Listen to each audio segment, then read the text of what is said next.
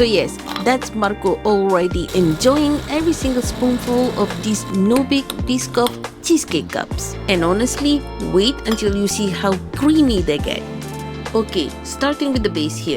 Just sprinkle the crumbs in and lightly level them. If you've ever wondered why bakery cups taste so silky, it's this step. You want the cream cheese fluffy before anything else goes in. We are using a good amount of Biscoff spread here, and that's why the flavor hits so well. It gives the filling that strong, beautiful cookie butter taste.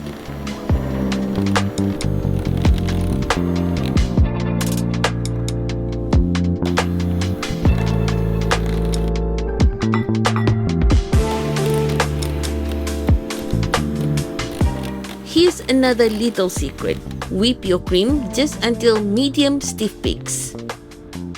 That way, when you fold it in, the filling turns light and airy instead of dense. Just take your time here, it makes such a big difference. This is honestly one of our favorite last-minute desserts. They look so pretty and they are ridiculously easy to make.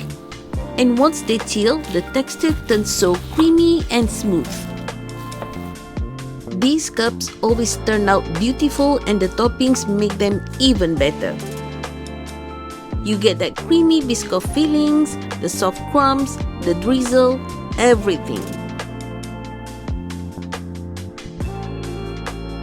Honestly, once you take a spoonful, you'll understand why. Make this, but don't be surprised if some of the cups are missing before you serve them.